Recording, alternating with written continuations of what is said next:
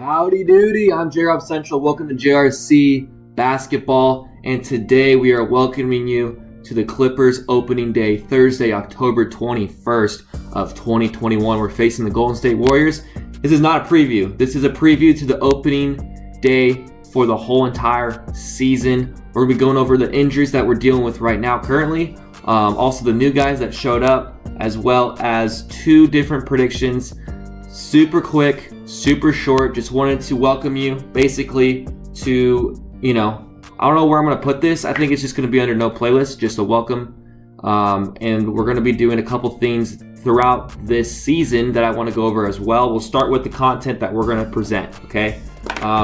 Let's forget this week because it's going to be a little bit funky in regards, to us starting. We'll have a post game tomorrow, and then also a post game on Sunday. So we'll be getting some of that stuff out probably by Monday because we're going to be up in Flagstaff for the weekend. So be prepared for that. We might get the post game out tomorrow. We might record it tonight and then put it out tomorrow. Who knows? So be prepared for that. So usually, like in a regular week, my chest. There we go. Need a little burp. Excuse me. What we usually do in a week. So we will have around like 2 to 3 post games. Okay, we're doing every single post game of every game for the Clippers. I believe there's 81 games, 82 games, something like that. I don't know. Something like that. I think it's 82 games.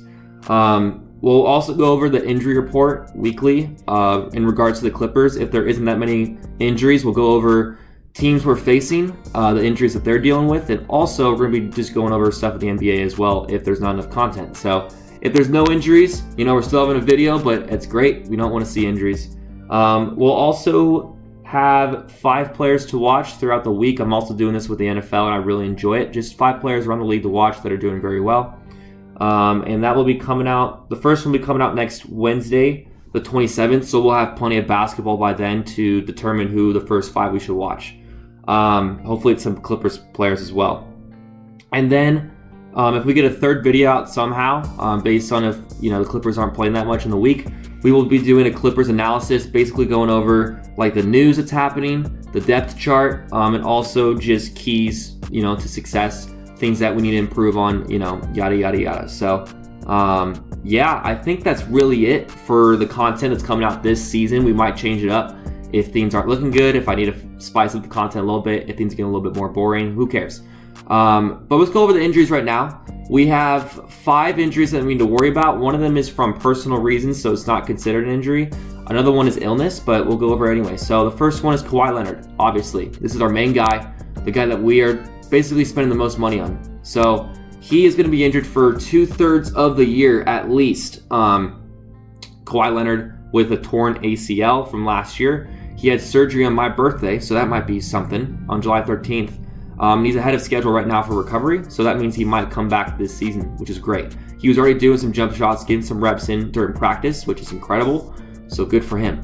Let's go over Jason Preston. He's a rookie from the University of Ohio. He's a point guard, and he's having foot surgery, sadly, and he is going to be out for a significant part of the season. That's in quotes, significant part of the season, which means at least, I would say, 2 months, 3 months, so that sucks. Best of luck to him.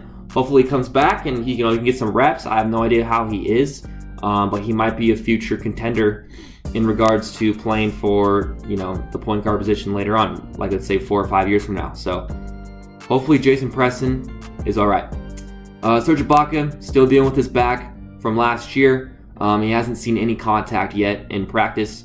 We'll have to wait on that update and to see when he gets contact, because that'll be a huge booster, honestly, for him. So we'll keep you updated with that in the injury report every week with Serge Ibaka. Nicholas Batum, he's out for personal reasons. We don't know his reasons. There could be gossip, some drama, whatever.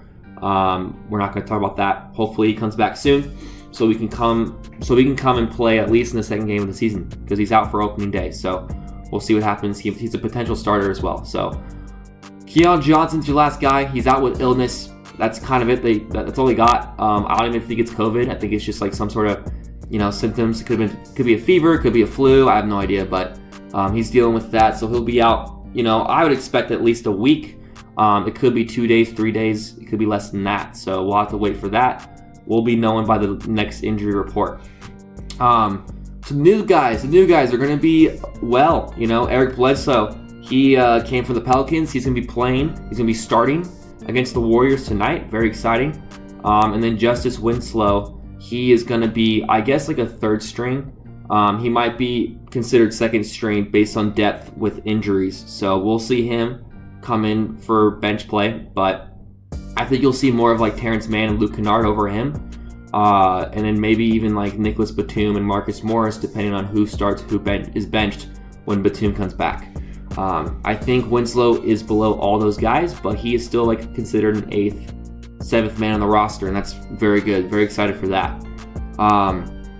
2 predictions. One is from 538. I don't trust this source that much, but they have a lot of good numbers.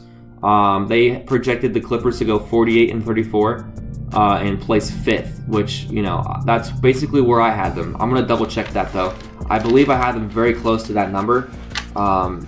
I might have had them a little bit lower. I think I had them maybe 7th or 6th. I hate to flip through pages. I wonder how that sounds, but we went a little bit too short. Let's try to get a little farther here because I'm actually interested in this. Okay, so I have them 6th. So they have them 5th, I have them 6th. So I agree with that number. That's why I put it on here. But I kind of disagree with this source, not for the Clippers per se, but they have the Lakers going 41-41. Like, I think 7th seed, 8th seed. No. They're going to be 1st seed. They're going to be winning a lot of basketball games. So that's why I did another source. This is Sporting News. Okay, whoever they are. They have the Clippers also as 5th. I think they're going to be a little worse. Okay, they have the Warriors down there, like around 7th or 6th. I think they're going to be higher. So that's why I have that. And for the guys that are above us are the Lakers, Suns, Jazz, Nuggets in that order. So I do agree with that very well. Except the Nuggets are going to be below us. And also I think only because Jamal Murray is going to be out. And I think the Warriors are going to be above us. So that's why I have predictions that are a little bit worse than that. And the reason why I have them 6th is because I think the Mavericks are going to be better than us this year. That's only a hot take, but those are your predictions right there. Clippers for me, my predictions are 6th. For the world, they basically saying 5th, okay? In the comments down below, please tell me your predictions for the Clippers if you are interested in that, or give me your predictions for your favorite NBA team, all right? Y'all take care. Thanks again for watching. Welcome to opening day, and be great.